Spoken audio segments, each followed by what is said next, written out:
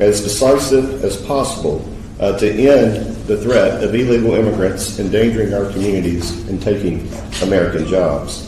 So it's now, the full will be before the full House next week, and I hope you all will support this legislation for Delilah and the many victims who have been hurt or killed by this nonsense. Bottom line of it all is, we've got a bill here that improves CDL standards and also strengthens the enforcement of those standards. So that's the bottom line. I appreciate everybody's support here, and certainly appreciate the support and strong advocacy by the Cohen family. This is for you all, after all. Thank you. Erin, I'll turn it over to you. Thank you all for being here today. I'm Congresswoman Erin Houchin. I represent the 9th District in Southern Indiana. We're here today to talk about an issue that has had devastating impacts on families and communities, and we're joined by one of those families, the Colemans.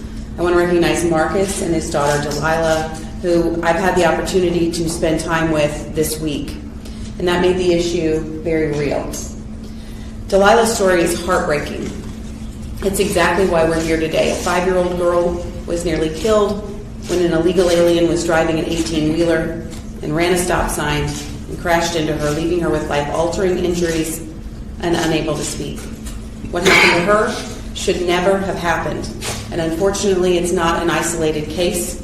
Since November, 7 Hoosiers from the state of Indiana have lost their lives in crashes involving individuals in this country illegally driving vehicles they should not have been operating.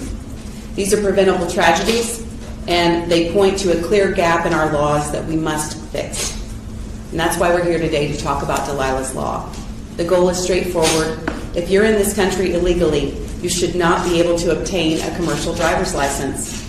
And if that standard is violated, there should be serious consequences, including permanent disqualification from operating a commercial vehicle. Driving a semi-truck comes with an enormous amount of responsibility. It requires training, accountability, and trust. We cannot afford to lower that standard, especially when the consequences are measured in lives. We know it's not a small issue. Over the past decade, more than 1 million CDLs have been issued to individuals in this country illegally. That's a systemic failure. President Trump highlighted Delilah's story at the State of the Union and called on Congress to act. That moment was more about one family. It's about making sure that we prevent tragedies like this from being able to continue. And Delilah is lucky. She's also lucky because she has her parents who are here to advocate not just for her, but for children around the country. It's about public safety. It's about closing loopholes that should not exist and making sure that the people who are operating these vehicles on our roads are here lawfully and held to the highest standard. I want to note that in the Transportation Committee, I think there wasn't a single Democrat that voted for this legislation. This is a must-do for public safety. I appreciate everybody being here, and I look forward to the work that we can get done together on this issue. Marcus, thank you for being here. Delilah, thank you. Thank you for being here and your willingness to share your story. I will turn it to you. Thank you. I'm Marcus Coleman. I'm Delilah's father. And I want to thank everybody for being here today. It's early in the morning, but I want to thank you guys for being here. I want to thank you guys for working so diligently and streamlining her law. And I appreciate you merging Connor's law with it as well. I also want to thank everybody that I've given these amendments that we're trying to get added to it. And I hope that you guys would look at these and hopefully get them amended to Delilah's law. This will help strengthen the trucking community as well as safety on the highways. Delilah's accident, I'm definitely turning into advocacy. I'm out here trying to change these laws. There shouldn't be another Delilah out there at all. Every time one of these accidents happen, it crushes us, our family, because we know that I'm out here doing something about it, at least trying. And like she said, the Democrats are not wanting to put safety first. They're wanting to put their politics and safety last. Pretty much that's what it's looking like. So we need to get the law passed. We need to get together on both sides. This is a safety issue. They said yesterday in the hearing, there's no Republican or Democrat roads, just U.S. roads, and I find that 100% to be true. The trucks never care whenever they hit somebody. They don't stop and ask what party you're with before they slam into you. And I would hope that everybody would get together with their counterparts on the Democrat side and try to persuade them and convince them that this is a real safety issue. This could be anybody's kid that's next. And we're going to be out here until this thing passes. Mr. Hall. Thank you. I appreciate you having this roundtable today because it's very important. And when I look at things, especially like this,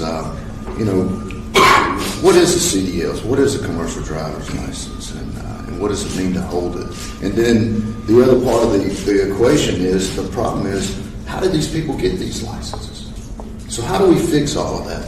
And I like to back up because I think I'm in a unique position here in Congress in the fact that if I started working at the age of 12, and at that time I helped mechanic and worked on trucks. I'm second generation in the trucking industry. My wife and I, we started our own trucking company over 30 years ago. I've had my commercial driver's license. Back then they were called Class 5 or chauffeur's license.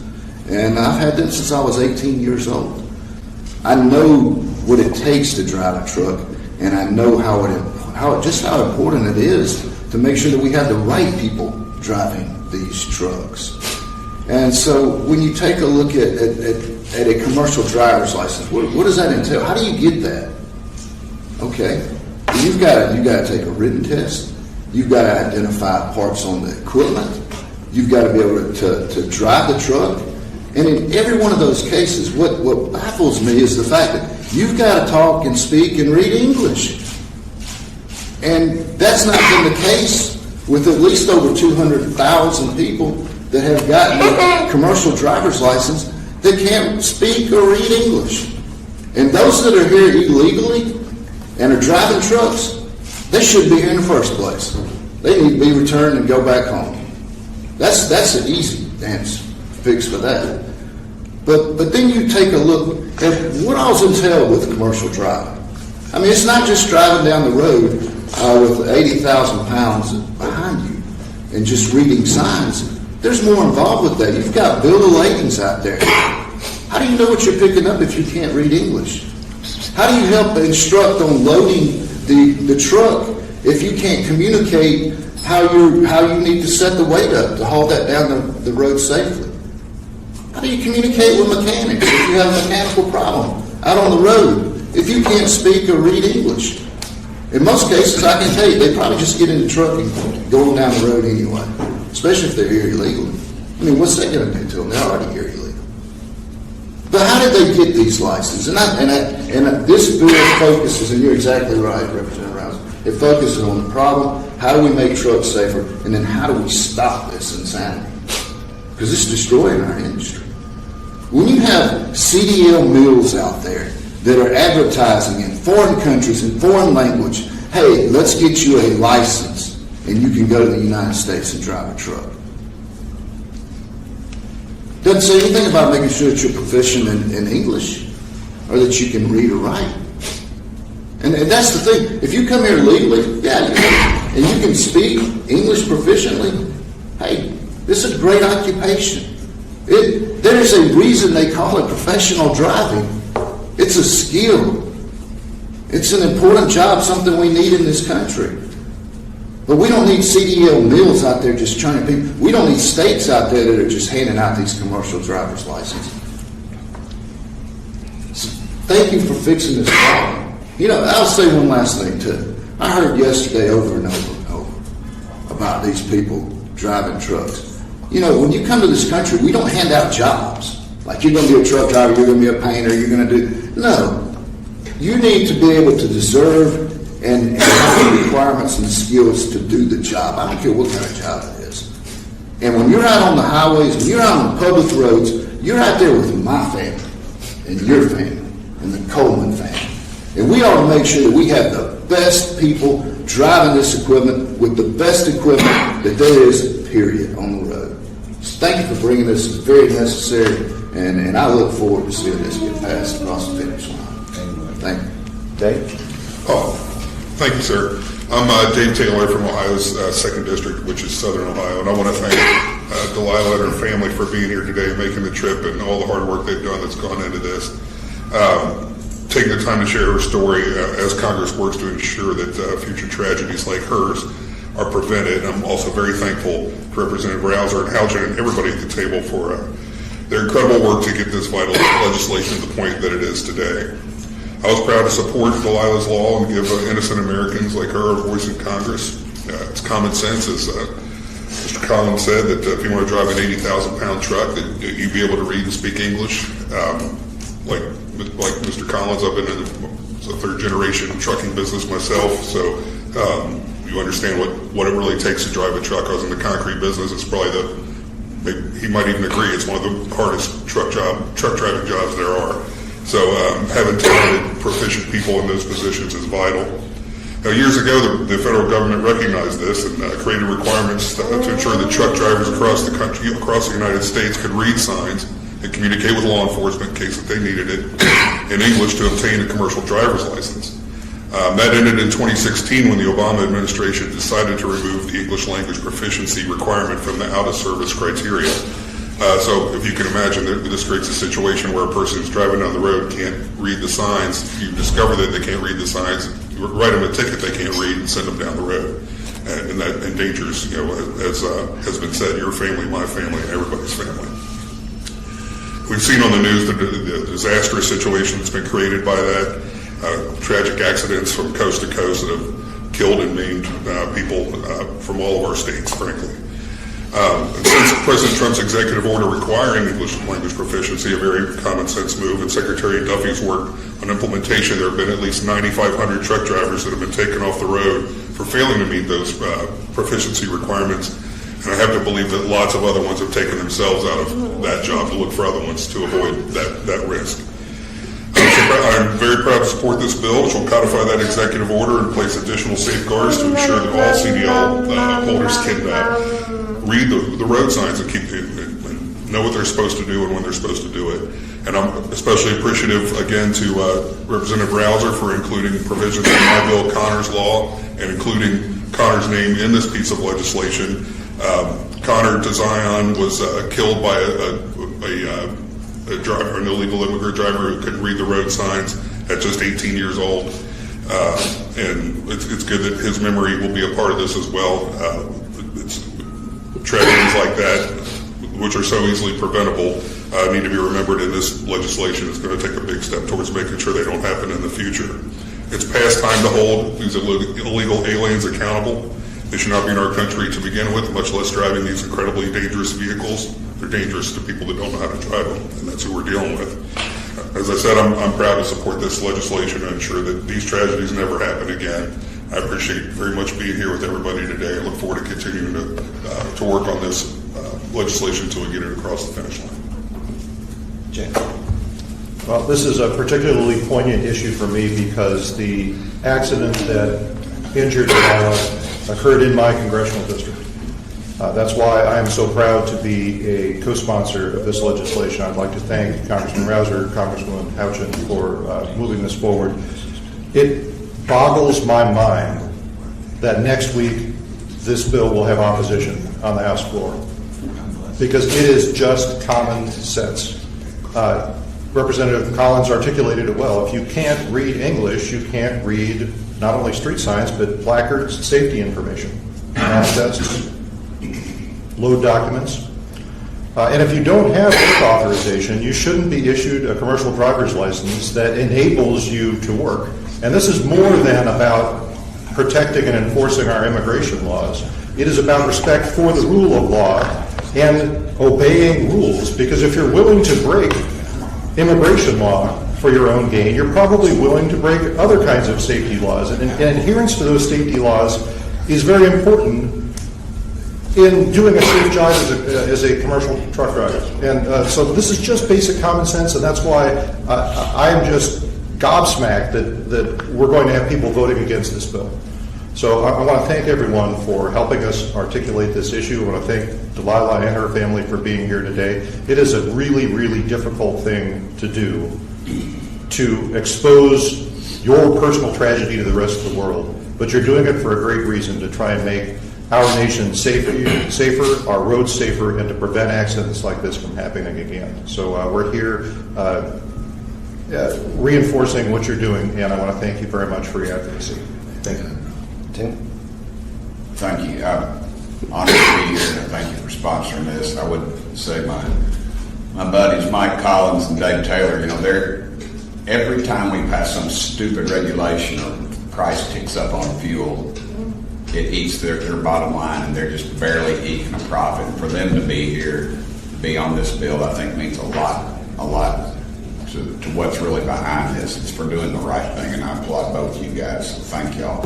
I'm here on more of a personal note. I looked up there and I saw that sweet little girl up there and hugging her daddy, and I remember a sweet little girl just like that. I married my wife. I did a bad divorce. None of them are good, but I married a wonderful, God-fearing woman. I guess I fear her.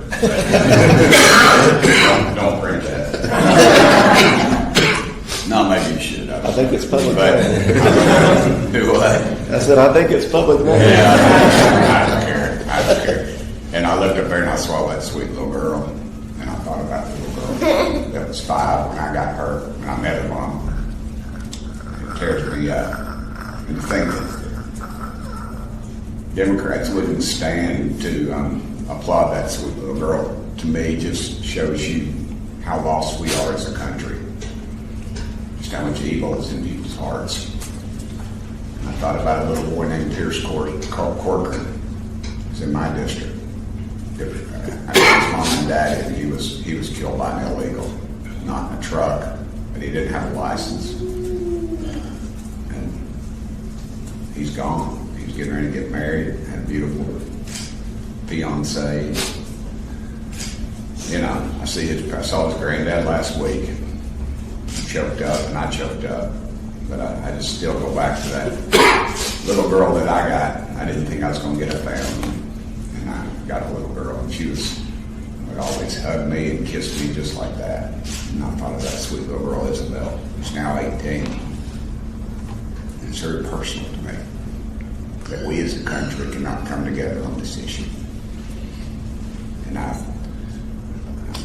showed Delilah those videos and stuff. It's just like I was showing a little 5-year-old girl 13 years ago, little sweet little videos and stuff. And so, to me, it's just personal. So, I'm sorry. I'm emotional. I love my little girl. Thank you. Thank you all. Sorry. Thank you. You're perfect. Yes. Well, thank you. Well, this is very personal to me because the Colemans are from my community. They're constituents of mine. Delilah, when you meet her, how can you not be inspired by what she's gone through and how she's overcome? Delilah is now 7 years old. This accident happened 2 years ago. The work that she's had to go through to regain the ability to walk, to the fact that she's smiling right now to her dad, all those are things that she had to relearn after the accident. And so I want to applaud the Coleman family. They have made it their mission to make not only the roadways in California safer, but the roadways across the country safer as well. I remember when the Colemans came to my office and Delilah met my son. He was right at the point, right before turning. He was before his first birthday. He just turned 1 year old last weekend. But the instant connection, Delilah just immediately gravitated to my son, and I think they played for a whole hour. And I spent the whole time just looking at them, and it's a reminder that this affects every family, and if we can prevent any accident in the future because of what happened, this is an important piece of legislation. So I want to thank Congressman Rouser for this. It's important, especially for us in California, to recognize that if an illegal immigrant obtains an illegal CDL in California, they can now drive on every road across the country. So they can go to Georgia, into Ohio, into Indiana, into North Carolina, into Tennessee. And so this is important, the fact that we have to have a national standard to ensure that the truck drivers like Mike and Dave understand the rules of the road, that they're proficient in English, and that they're trained properly to drive these trucks. So thank you for your leadership. Thank you for your advocacy. I know it's you didn't want to put yourself out there to make this your cause, but it's personal to you, and so because of that, we're going to walk alongside you to make sure that this happens. So thank you. God bless you. Thank you. Absolutely. We'll open it up for the press for any questions anybody might have. I'm just curious, what is the pushback that you're getting from Democrats? What specifically are they protesting what's in this bill? Because to me it seems very commonsensical. Well, it is very common sense, and that's what makes it so difficult to understand their opposition, quite frankly. They seem to be more interested in representing those that don't speak English than those that do speak English, quite honestly. If you listen to the debate in the T&I committee, which I was kind of shocked at, because historically speaking, the T&I committee has traditionally been very bipartisan, particularly when it comes to common sense issues like this. Quite candidly, I think it's just a reflection of how far off the deep end the Democrat Party's gone. I'm curious also, for those of you who've been working on the specifics of this, what is the time frame of getting into the White House so that hopefully it can actually become law? And by the way, Marcus, I think you want to say there, to make sure there are no more Delilahs, I think, and I'll tell you, there's no one like your daughter. I mean, for a lot of reasons, there won't be another. She's amazing. Both of you, beyond inspirational to, I think, everyone in this room and outside. We appreciate it. Thank you. Yeah, Delilah's a charmer, sure. I'd like to And a dancer, too. I'd like to note it's easier for an illegal immigrant to obtain a CDL in the United States than it is a military veteran who has served our country and driven heavy trucks while in service. In some states, because of these loopholes. So I appreciate Chairman Rausser's leadership on this, as well as Congressman Fong, who has been very good to work with as we've been pushing forward. Indiana has had 7 of these fatalities and many more injuries. And so these heavy trucks, if they're getting a driver's license in California, are driving across the country. It should not be easier for them to get a commercial driver's license than it is folks who have served our country. If I could bounce off of that for a minute, because I've got commercial driver's licenses. I've had them since I was 18 years old, and so I know what it takes to get them and keep them, because you even have to have medical insurance every 2 years to make sure you're physically fit. But that's a great point. And that just goes to show you how hard it is, or how hard it should be, to legally obtain a commercial driver's license. And I would do anything in the world to have more veterans driving trucks. I mean, they've been dodging bombs. And the holdup on that is the fact that it's hard to get there. It's hard to get somebody to quantify what they've been doing and to get their pass. Because most of the time the military, whoever was over them is still over in the military, and there you just can't call them and get to make sure that they were driving. But that just goes to show there's no common sense in this. To give an illegal who can't speak or read English a driver's license. But we do, and then we don't let our military, because we can't prove their past history of driving. But yet you could give them a test and talk to them, and you could, but you still have that hang up. And it's just really, if that goes to how much common sense that we're missing up here in some things, I think that's a big point right there. People that serve the country, put their life on the line for us to be over here and be free, to come home and have the hiccups that they have, and then you've got illegals walking in, getting in trucks, and hurting people. I would just say there's a sense of urgency. That's why we wanted to move this bill so quickly through the House, through the Transportation Committee, and then, of course, a vote in the House next week. As Aaron mentioned, I mean, Delilah is not the only person, not the only family that's been affected. In Indiana, 8 to 10, a number of families that have been affected. This is not a unique situation. This is happening across the country, and that's why we want to move as quickly as possible to get this to the White House. And just in case anybody's wondering, when I got my CDL, it took 3 weeks for me to get my CDL, and it was not the easy 3 weeks of my life. I mean, I was literally sleeping in my car. My wife will tell you, well, I took this class in Fontana, and everybody else is getting there's advertisements on Twitter and on Instagram, and they're in Arabic and all these different languages where you can get your CDL in less than a week, which makes absolutely no sense at all. And to go off what everybody's saying as far as reading and speaking English, it plays a huge factor, because if I go to China or Germany and I can't read what their signs say, I shouldn't be driving over there. If I go get a job over there and I'm working heavy equipment, I don't know what the sign says. I don't know how to operate the equipment. They can give me an instruction booklet in their language. I don't know what it says. And it's really a shame that here in the United States, all these different DMVs are offering different languages for you to take tests. But if you go to Mexico, they don't give you an English option. You know, you go to Canada, it's in English and French. That's pretty much it. I mean, you go to Germany, they're not going to offer you an English course to take your driver license test, and here they do. There was a Democrat yesterday that said that the accidents for commercial vehicles on the illegal immigrants is under 1%. Well, we're that 1%, and to us, that's a big number. I mean, FDA doesn't let a lot of stuff go by if 1% is inside the value. So for him to sit there and stand and say it's less than 1%, we're not going to wreck an entire trucking industry behind 1%. 1% is huge. I don't understand how the Democrats sit there and think that 1% is not a big number. That's a huge number for fatality. And there's a lot of people that haven't heard about Delilah's accident. So that should tell you, as big as her accident is, how many more accidents there are that are out there that nobody's even heard about. How many voices that are out there that haven't gone as far as I've gone.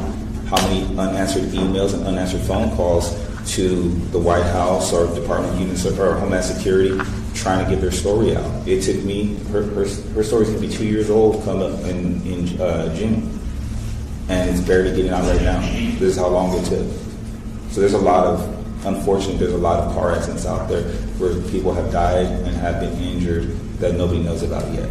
So this needs to pass, and it needs to pass fast. And to your question about the lack of Democrat support, this is just yet another example of the lack of common sense that I've seen on the Hill with the Democrats who defy logic when they put the interests of illegal immigrants over the interests of American citizens, and we've seen it again and again and again, like shutting down the Department of Homeland Security funding. That is in an effort to put the interests of illegal immigrants over the interests of our American citizens. I don't know why they do it. It's out of touch with the American people. I do hope that we will have some bipartisan support for this because it's too important that this is a must-do. Well, and the crazy thing is my wife was sitting there saying yesterday to Hagan, and she got emotional about it. She holds a green card. So if the Democrats are worried about immigrants, then do we need to show them her green card so that way they can start siding with us? I mean, does she need to be illegal for them to understand this? I mean, is that really the translation? They don't understand because she's a U.S. citizen? Like, do they only understand illegal? Because at the end of the day, I sat there and I was talking with somebody, and they sat there and told me, like, hey, you need to start getting some Democrats on your guys' party. I mean, on your guys' bill. And I was like, well, I might get a translator because I can't speak what they speak. I can't understand how they talk. And it really is a shame because, as they've all said here, it is common sense. This is road safety. We're not targeting anybody.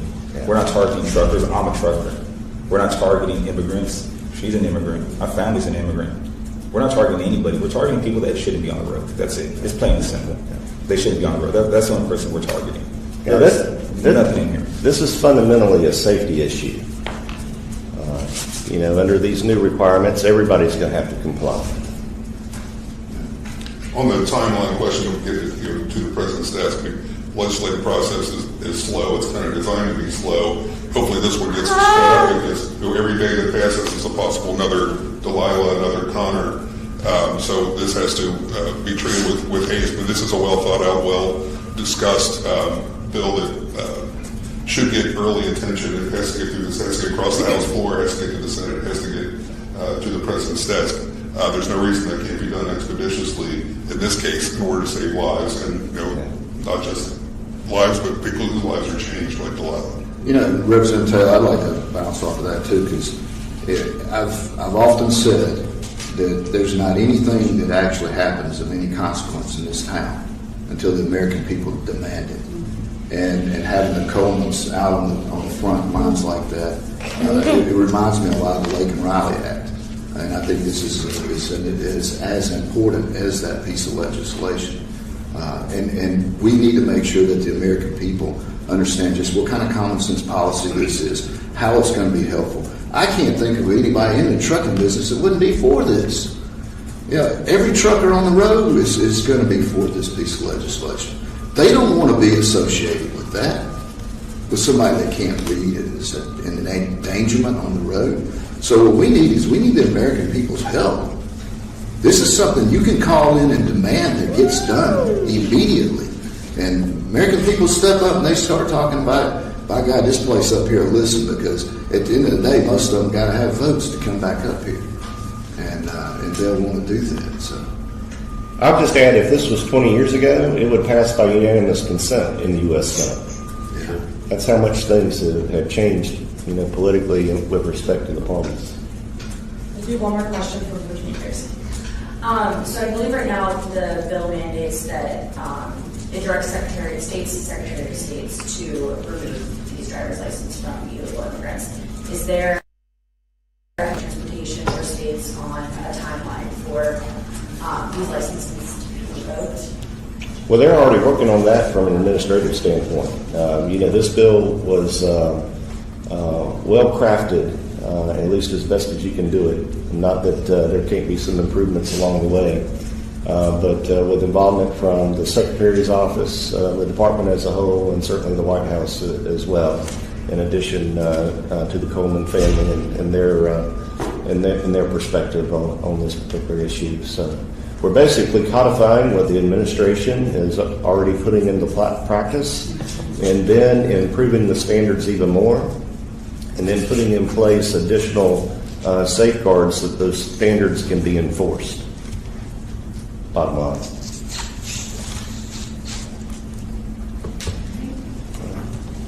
Thank you all very much. Thank you. Thanks, everybody. Yay!